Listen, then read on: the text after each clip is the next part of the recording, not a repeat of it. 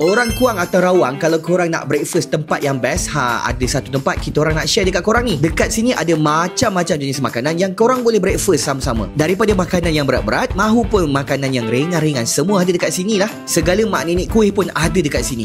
Inilah kedainya, Cafe di Manggis. Waktu pagi meriah dengan menu sarapan pagi, waktu petang sampai malam ada steamboat kuali besar.